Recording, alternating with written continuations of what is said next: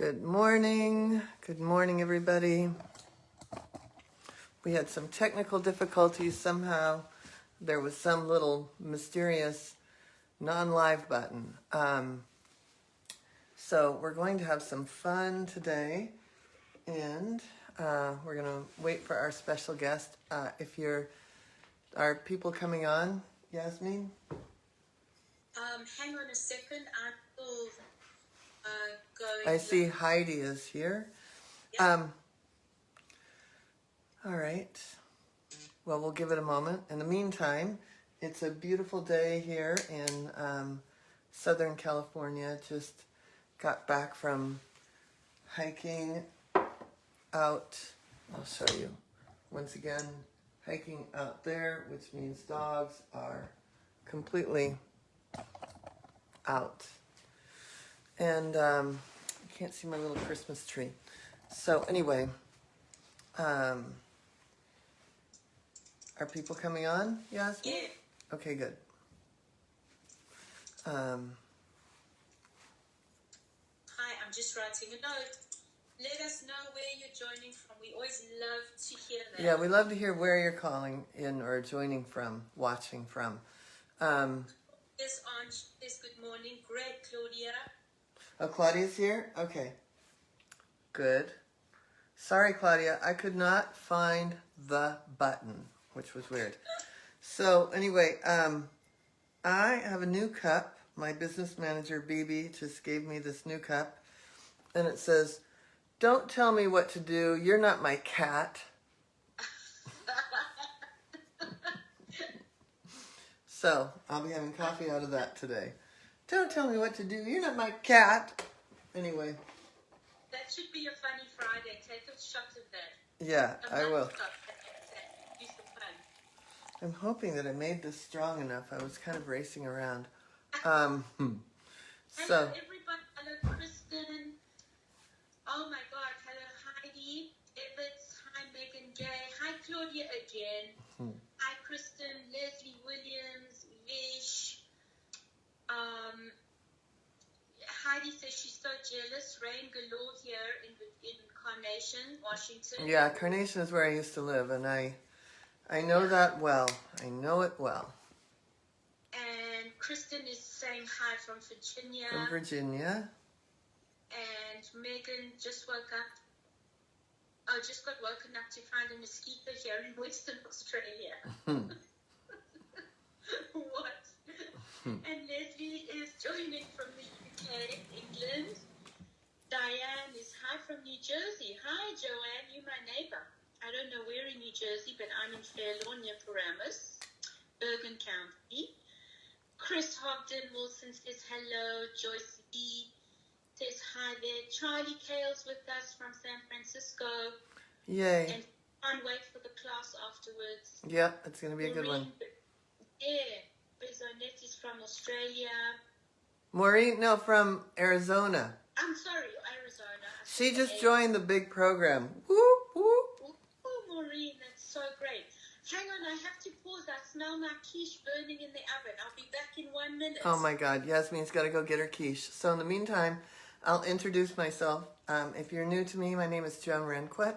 I'm an animal communicator, author, TEDx speaker, and founder of Communication with All Life University. And the school is geared for people to learn animal communication or become an animal communicator, to learn energy healing or become an energy healer, or to learn about nature and wildlife. We've got a whole bunch of new stuff coming out. We have so much stuff packed in for next year. I can't even believe it. We've been in a lot of planning meetings and preparation and curriculum development and all sorts of stuff. So we have a big year coming up. But what we have immediately coming up is the 12 days of giving. And in the 12 days of giving, we have so many opportunities for you to get that animal lover friend of yours, that gift that they could never get. We have digital classes that are paired with adoption. So like somebody wrote to us last year and said, "Oh my God, I signed up for this class just because I wanted to adopt the orca whale." And so we have all these partners through the 12 days of giving, starting tomorrow, December 1st, that are, so it's a gift you could give somebody the class, the adoption, or you could keep it for yourself. Maybe it's something you've never done before, like being able to adopt a gibbon or a chimpanzee. Or anyway, we've got quite a week ahead, 12 days ahead of that. And then I know that we will have some amazing deals coming up for different classes. So I just want to put it on people's radar also that we have Animal Communication Level 1 starting in February. If you've already taken Animal Communication, we've made it that you're now eligible to take Animal Communication, Advanced Animal Communication, Animal Medical Intuition. Eventually you could move into the behavior class. And we're opening up some rescue classes, wildlife and sanctuaries, and then sanctuary classes. So we have so much stuff this next year. It's crazy, crazy great. And I hope you'll be calling Shannon to see just where you can fit. And there's never been a better time because I'm still teaching, and I can tell you when the world travel opens up a lot more, you know, that's going to be my calling. So this next year, I'm sitting tight. There's maybe one, maybe two trips. I think the Kenya trip is already full before I put a sales page out, but there might be another trip. I'm not going to talk about it yet. So I'm teaching now, and that's what I can say. You know, between hopefully getting a book deal and the world opening up, I know I'll be here for the next 6-9 months, but things may pull me away. But the curriculum and the teachers are set. The teachers we have are unbelievable. So, that said, I want to see if I can bring on that teacher. And you know, you can always, Claudia, it should say, bring Claudia on. Do you have a little button that says bring Claudia on? She Claudia just texted me some inside info. She says that she's got gardeners there and her dogs are going crazy. She hopes Of course. that they're done soon. All right, well, I'll keep talking. But if you can hit that, because there should be a little bring them on camera button. Yes. When you, let's just see, Claudia. I do have the button, she says. All right, well, come on. We don't care about dogs barking. That's nothing new. I've had... We've seen worse, right, Joan? Mm-hmm. I had to climb a tree to catch my cat. Pebbles, stones in your shoes, climbing trees. Claudia, that's nothing. Mm-hmm. A gardener and dogs barking? We can do that. We've seen, what else have we seen? Electricians, cranes in the background. Oh, Joan. Yeah, everything. Oh, yeah, the electricians. Oh, my God. I forgot about that episode of my life that Claudia was here for. We've seen hawks fly past. We've seen, I don't know, these, do you want me to come on now? Yes. Yeah, I just hit that button. You need to add her. Okay, yeah. She's going to add you now. Mm-hmm. We're so excited to bring Claudia back to the life. It's true. Yeah. And if you guys have any questions about what's coming up, you can always reach out to, if you're not in the big program, of course, I'll be talking about it. You'll know all about it if you're in the big program. But if you've even just taken one class and you want to take more, just reach out to Shannon. She can figure out where to go. And by the way, if you're not reading the comments, Shannon did comment about that. So he said if you have any questions about Joan's classes or certification programs, please reach out, set up a call with me or email me at info@joanranquet.com. So it's in the comments and you can just click on that button. You can direct message Shannon or better still just email her at info@joanranquet.com. Claudia, it's saying that you need to download the latest app. Oh my God. Are you doing this from your computer or your phone? Let's see, is she texting? Not working. I'm going to go out and come back to the live. Okay, she's going to disconnect and connect again. Can you text her that she's supposed to download the app, a new app? Or the new Facebook app or something? It says that she hasn't done that. But in the meantime, I wanted to start today with a little story about Claudia, bringing her into the, I'll just say it. She went from animal lover to animal person. And let me describe a little bit about what that is. There are a lot of people that love animals that want to help and do things, but they don't necessarily, it's from afar. There's somebody that is,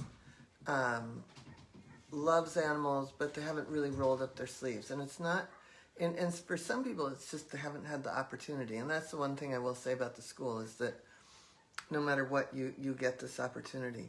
But I would consider like the animal lover that hasn't been able to roll their sleeves up or doesn't know to be someone that loves animals, is quick to say, uh-oh, look what they're doing over there, has some judgment, feels very overwhelmed by situations, isn't able to participate in things like shelters because they're afraid of their own feelings.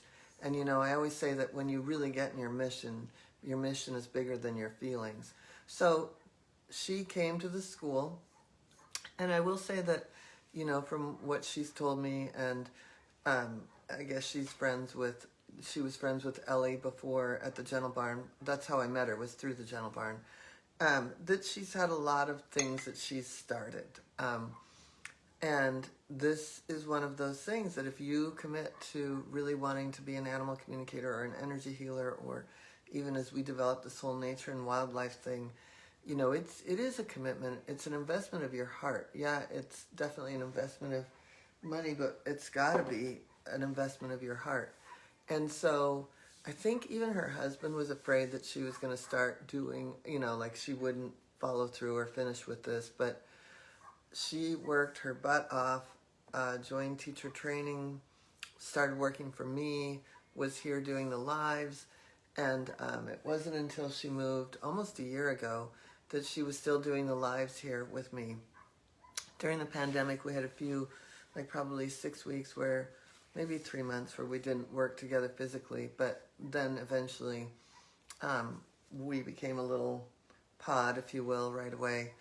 And so there were, so many ways in which I saw Claudia grow into being an animal person. And my favorite memory, though, is we were at the, there was a big fire, and the Gentle Barn needed to be evacuated.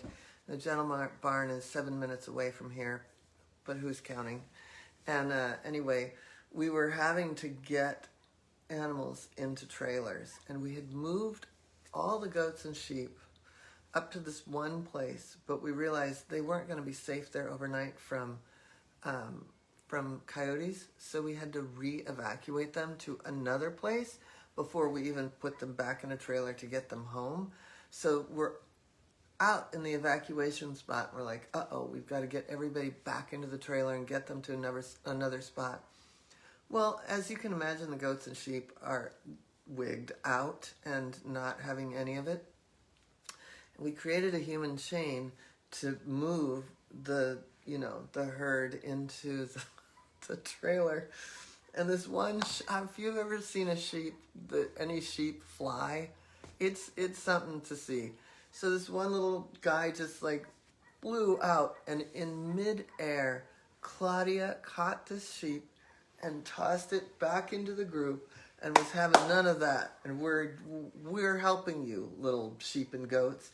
And I'll never forget that. I said, I know you haven't graduated yet from the big program, but to me, that was your graduation.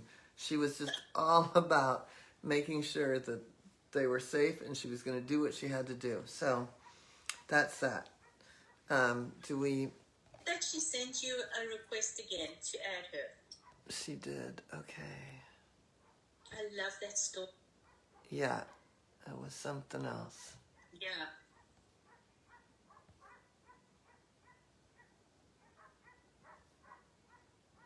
I'm not seeing it.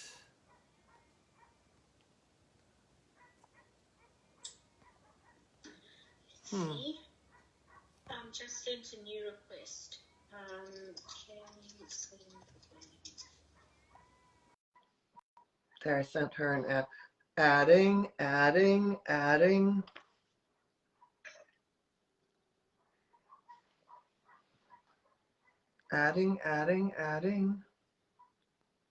Connecting. Ta-da! Hello. Can you hear me first of all? Yes. Can you Okay. hear me? Oh, wait, hold on. Okay, I'm hearing, okay. Are you hearing dogs barking in my neighborhood? Well, no, I'm hearing the playback and us talking at the same time, so. Well, that sounds delightful. Did you see my new cup? Yes, I think Queen Latifah loves that cup. I didn't even need to connect with her. Yeah, we'll do a group chat with Queen Latifah, how she feels about the new cup. Okay, I'm trying to figure. That should help, Claudia, because now I've put in my speaker, my AirPods. So can you still hear? Shouldn't be able to hear like an echo now. I have, yeah. Maybe take. Oops. Let me see. Okay, does that work? I can hear you. We can hear you fine. It's whether Yeah, you're I could still. Yeah, I could still hear the echo, but let's try and work with it because I could Okay. still. So did you hear my big long introduction? The story about the sheep. Yeah. But also, and where I want to go with this was like, you've committed to a lot of things in your life before you committed to this. What made you want to do this? Well, I mean, as far back as I can remember, I would say age 6 is where my memories. No, younger. I've loved animals my whole life, but age 6 is when I rescued my first dog off the street. Much to my parents' chagrin, I just showed up with a dog that I found. We used to live in the hills in La Cañada, and I was banned from going beyond a certain point in my neighborhood because that's where people dump dogs. So I'd always show up. I rescued like 4 dogs in 1 year. And my dad was like, okay, enough. We can't keep all these dogs. So I knew I wanted to work with animals. My family thought I was going to be a vet. I don't do well with blood and organs and all that stuff. But And I couldn't fine. deal. Flying sheep is fine. Flying sheep is totally fine. And I couldn't deal with the fact that I would have to put animals down. That was a deal breaker for me. Even though now I understand it, but I just couldn't. So growing up, I loved animals. My dream was always to work with animals. I just didn't know how. And as I grew up, I studied photography. I got a degree in psychology. I worked in the music industry. I was a photographer for a while. When I became a parent, I was working as a photographer. And then, family took over. And it was one dog, which it's so funny that I have him right here because his new mama gave me this before we left. Groot. He is the reason, kind of like he was the universe hitting me over the head with a bat that I needed to go down this path. I found him on the street, and he and Barnaby, he doesn't get along with other dogs, and I ended up in urgent care. My dogs were hurt. Both him and Barnaby were really hurt. So I hired an animal communicator, and yeah, that sucked. It was awful. It was all about my karma and how my childhood trauma has to do with them fighting. And I just was like, huh? So I ended up finding him a home, and it was a trainer who said to me, if you come from the highest good of the animal, you can do no wrong. And that just clicked something in my brain. And the next day I asked my friend, hey, I'm thinking of looking into animal communication. And she goes, that's so funny you say that, because Ellie at the General Barn, they're having a seminar with a animal communicator. So I texted Ellie, I'm like, I'm not trying to pull any favors, but can I come? And she asked you and you said yes. So I walked in the room, I took one look at you. I hadn't even heard you speak. I'm like, that's my teacher. Because I was looking at other schools during that week. It was literally on a Sunday when I reached out to her, and that Saturday I met you. And I just knew. And you had us do, like, drop right in, I mean, and talk to Delilah. And I got a couple of things, but it was when you had us pair up with a partner, someone I didn't even know, that just freaked me out, how accurate some of my stuff was and how accurate she was. And I was like, I don't know how I'm going to do this. I have no clue, because I've learned to ask the universe and just put it out there, and the universe just shows up. It's happened many times where I don't have the money for something and it literally just shows up at my door. So that was, I think it was July of 2018, or yeah, July or August, right? No, yeah, it was around that time. And It was, then it was,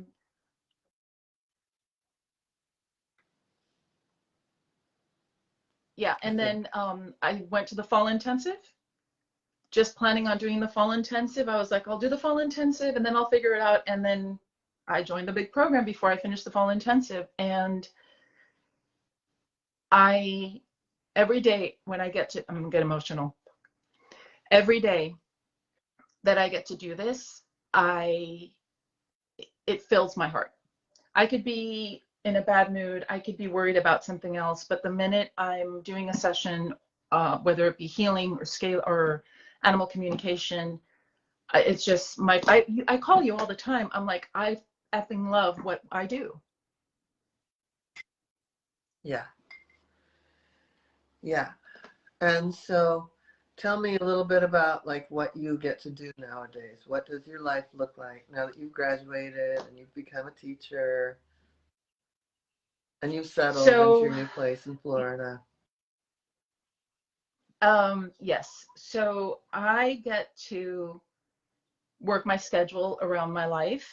I get to help animals. Um, for example, today after work, I'm doing a scalar session on a client who started out as actually one of my case studies, and she's continued hiring me. And there's no greater feeling than that, right? Mm-hmm. I get to, Right. I was called to a barn through a horse trainer I met, and she just wanted me to talk to one of her horses. I ended up talking to 3 horses and a dog that day. And I hadn't eaten, I hadn't had any water. And I remember calling you going, the whole day went by and I didn't even need to eat or drink water. And you were like, yep, that's what it's like. It's a high like I've never felt. And to be able to help an animal, that's where it's really at for me. Yes, it's fun. Yes, it's cool.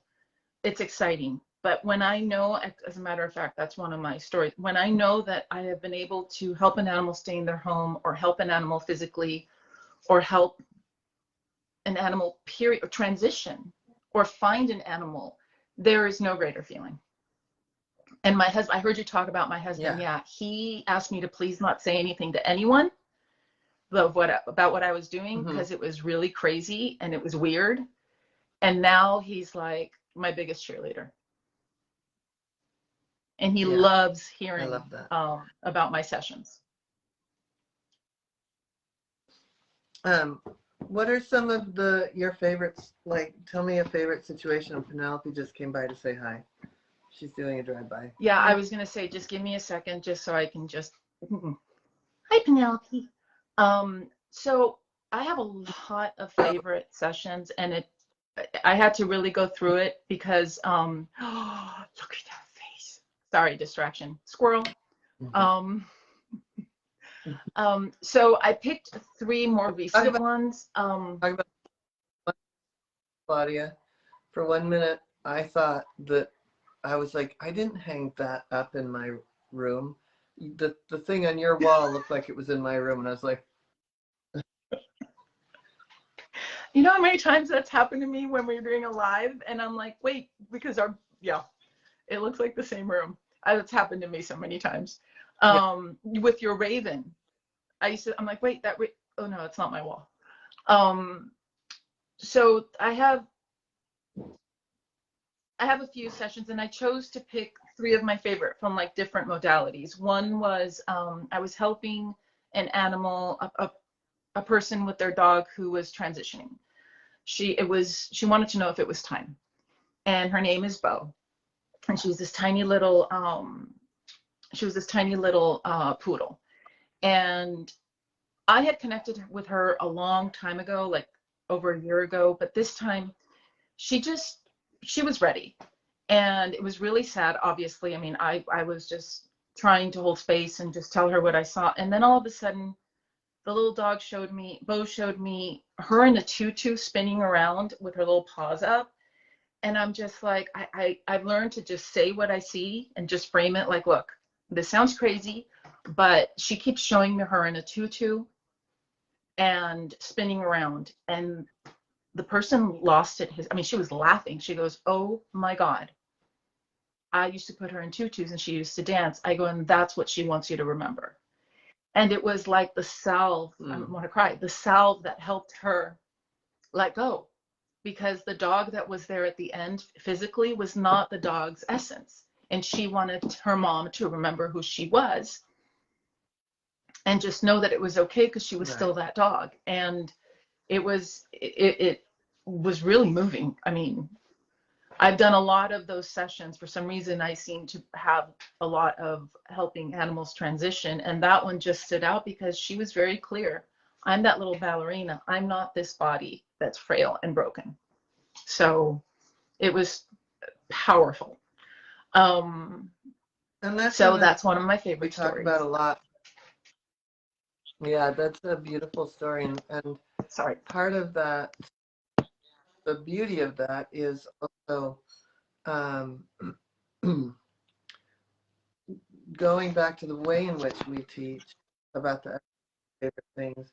You're really connecting with, no matter whether the animal is here or in spirit, with who they are in time and space, in this lifetime, in this body, and what they are being with and for the people. And having that sort of an experience gives somebody such comfort, because you can be sad about an older body, but even I shared this story that the beginning class, the AC level 1 group, had talked to my horse one day and said what a feisty little horse she was. Well, when she had an accident, it was my memory of what the group had said that Wednesday, what the class had told me about her, that helped me make the decision to fight with her. Because I was, so it's like those sorts of things. I remember. The training we give people helps in every aspect. So, and before you go on to some of your other stories, tell me what the difference between that and the reading you had with Groot was, and why this is such important work. It's so funny because I was actually thinking about that right now. So the reading I had with Groot, the way this person, and I'm not blaming her, it's just the way she was taught, right? This animal communicator, when, I happen to know the philosophy of her teacher, just looking afterwards. Anyway, the one thing I've learned and why I picked communication with all life, to be honest with you, was besides the fact that you and I hit it off and I just knew like that you were going to be my teacher, was your philosophy around animals and their purpose here versus our purpose. They're not here for us. They are here with us and we are walking this path together, but I am not responsible for their karma. It's like they're their own entity. They're not here to serve a purpose for us. Groot didn't come here to heal my trauma. I'm here to heal my trauma. So with this, hi, Shmi just speaking of, come on, Mama. Sorry. She loves climbing on my desk, as all cats do. So in connecting with Bo, if I had approached it in a way like, well, this is your client, you have to do this for you. I mean, she's here to release you. That wouldn't have helped her or Bo, and it would have been true. Right. And so we make a real distinction in the school about the animal versus reading. I mean, there may be energetic components here and there that, of course, compound a situation, but it isn't because of that situation. Yeah, I mean, Bo, the way I always look at it is they're not a reflection of us, we're not a reflection of them, but we have a contract with them. Just like we have a contract with our parents, just like you and I have a contract. Just it's not that little dog dying had nothing to do with this woman's lesson or karma, other than there's a contract they went into for each on their own. If that makes any sense, and if I'm not making any sense, Joan has a better way of clarifying it. No, I think that's really well said. And there may be lessons in that contract, but that dog is not here for that person any more than your kid. And I would like your that son Elijah is not for you at all. He might be here to no, entertain he us, and I made a contract. vacuuming.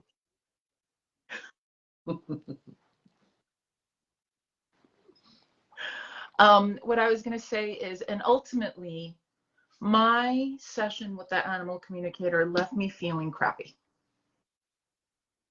And that wasn't the first time I hired an animal communicator. I hired an animal communicator years ago when I had a kitten that suffered an accident. And I was so heartbroken from that session that it completely put me off to animal communication for a long time. And then the session with Groot turned me off to animal communication for a long, it was like, but there has to be a different way. And there was just a little spark. I'm not saying that I helped, I made her feel better, but I know that her remembering her dog's essence soothed her. And I didn't make it up for her to feel better. It's what I got. And I just simply, I am simply an interpreter of what I see to the person, right? That's all I am. I'm not here to teach anyone what their path is with their animal. Well, and when I look at, say, for example, my dog Olivia, who crossed at 14 and a half, it was a long haul between probably 10 and 14 and a half. And a lot of the things that she used to love to do weren't as a parent because of how long her decline was.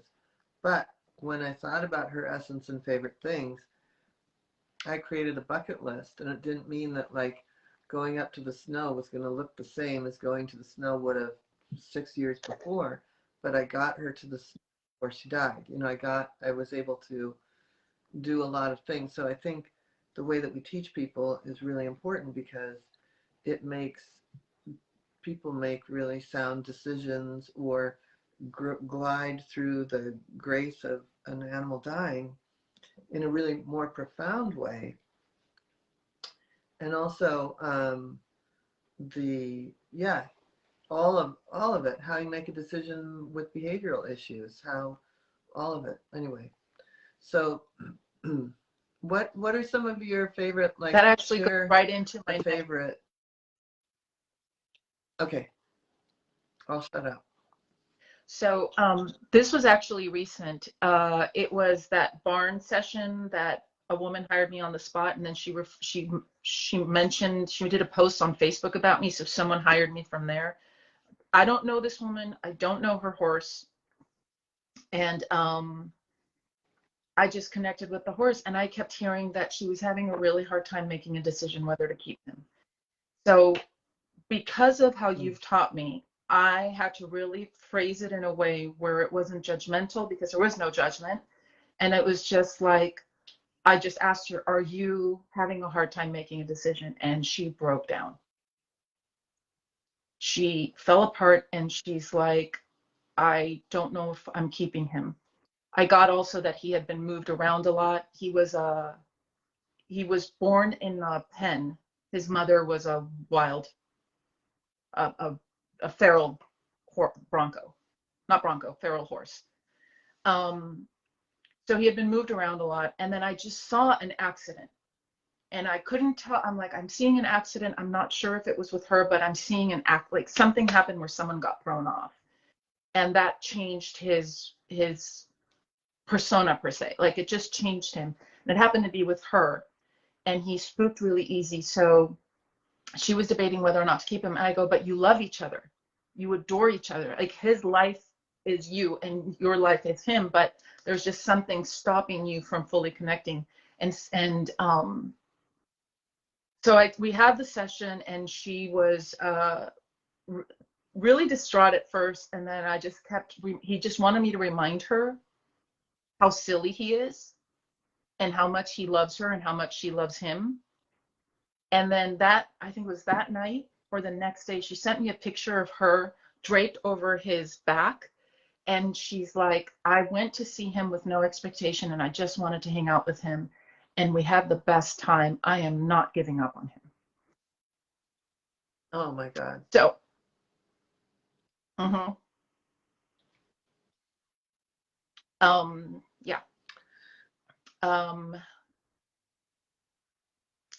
I actually want to follow up with her because, go ahead. Well, stepping out of judgment and really sharing what's going on is, like I said, enables people to make decisions about everything. Where she almost didn't have to make a decision, she could just like fall into that and just be with him in a different way and see him in a different way, that there is no decision.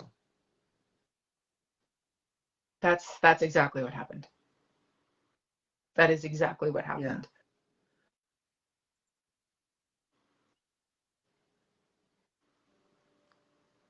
Yeah. And you didn't love EFT at the beginning. Do you want to share anything about that?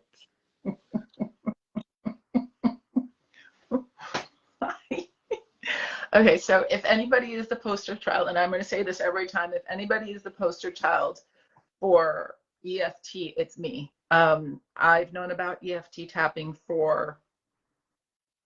since 2013. I hated it. I used to say to the practitioner who would try to get me to do EFT tapping, I would rather stick a dull fork in my eye. I hate it.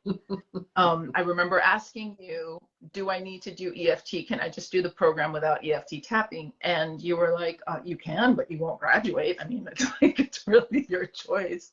So it really took, I'll talk about that later. It really took tapping on an animal. And it was at the spring intensive where we really tapped. And you had me paired, and I'm going to actually, throw under the bus. You had me paired with Candace, and Candace and I could not be more perfectly paired up because we both were terrified and hated EFT. Also, my homework partner, Bernadette, who's on right now, we hated EFT. But it took tapping on an animal and seeing the releases to feel that it does work. I also love the way you do it with the cussing. I mean, for some reason for me, using the F-bomb helps release more. So, and then also tapping on myself. In class, you had me.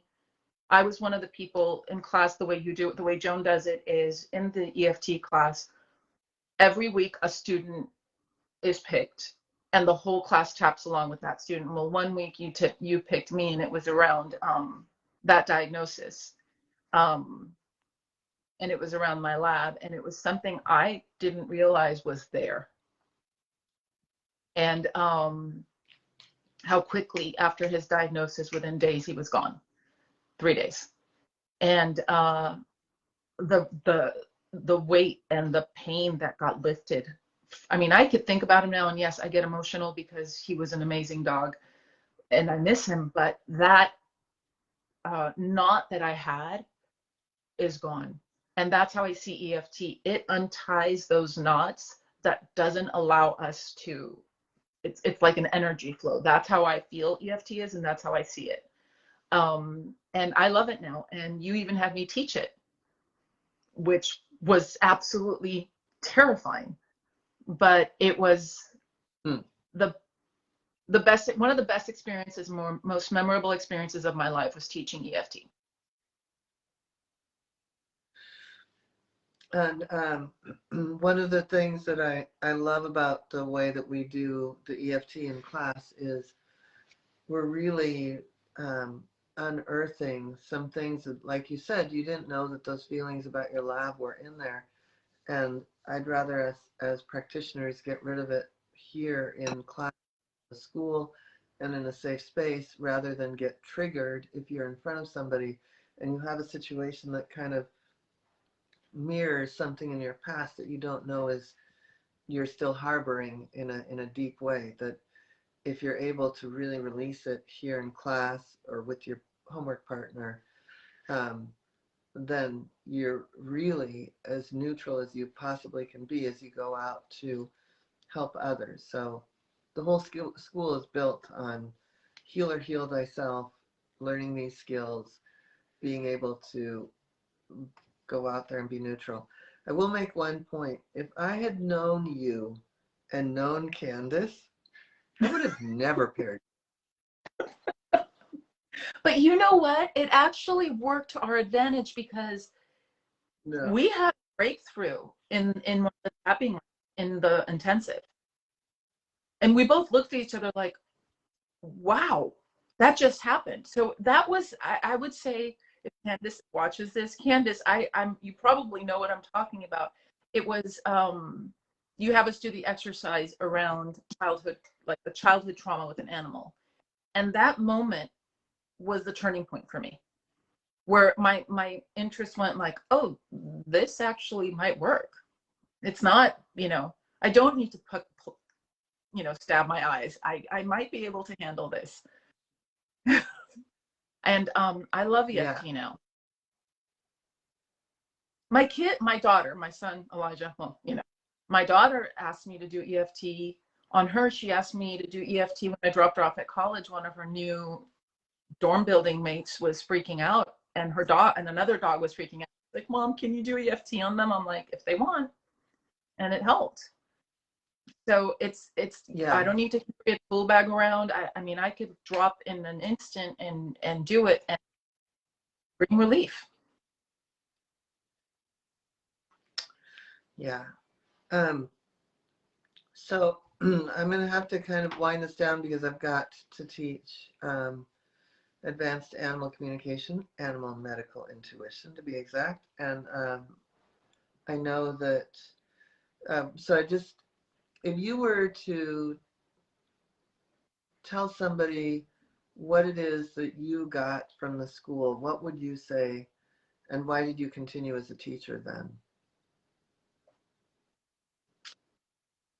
Of course, you would ask me that question.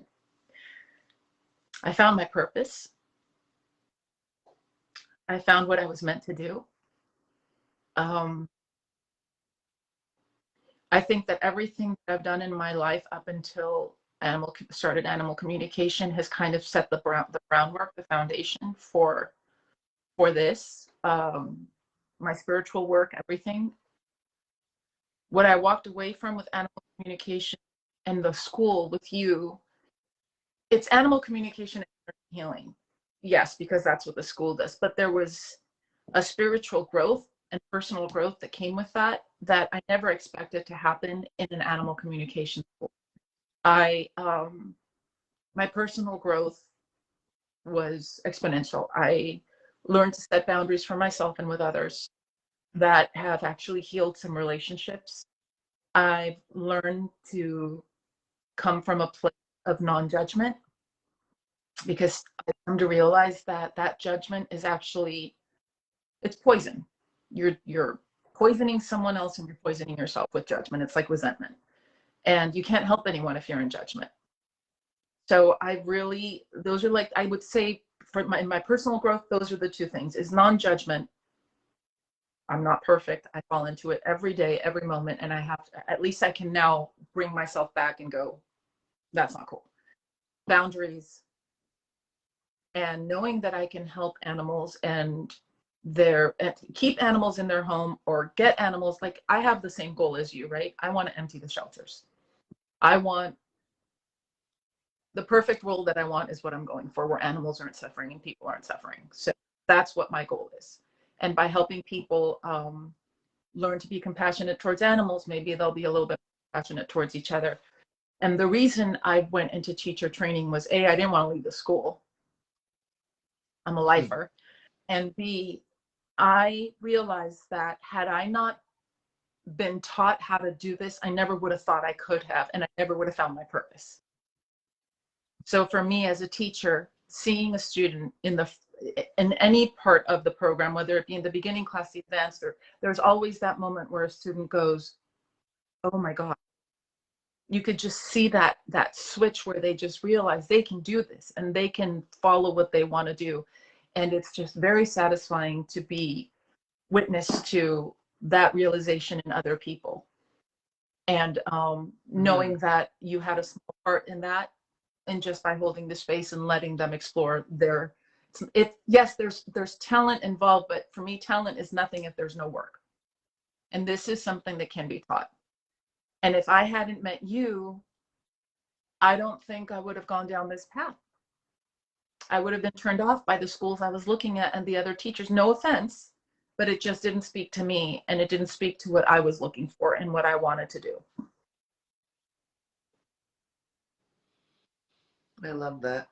And people that are newer to me, Claudia was helped me with the lives forever, and she's going to be coming back. We'll always have Yasmin with us too, but we have so much planned for the first of the year, for the first 3 months.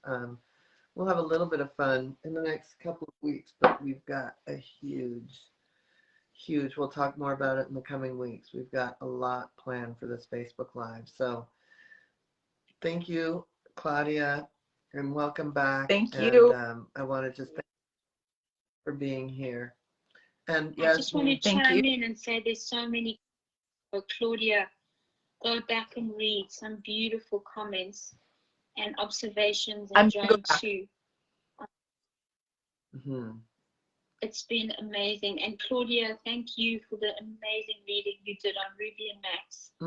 And I just want to say from my perspective is that it's not only for the animals, but it's also for the humans. I gained such a deeper understanding and connection with Ruby and Max after Claudia did the reading with them, that my level of friendship and communication with them went to another level.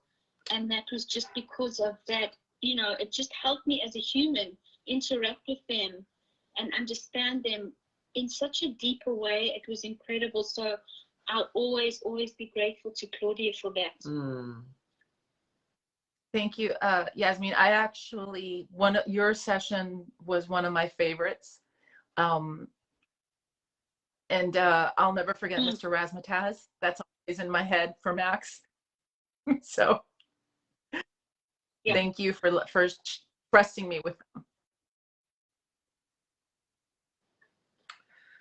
All right, big love fest. I'm going to start crying, so I'm going to get off now. Thank you, everybody, and I'll see a bunch of you in class in a few minutes. And thank you, Claudia. Welcome back, and Yasmin is still with us. All right, bye. Thank you. Bye, everybody. I'm going to go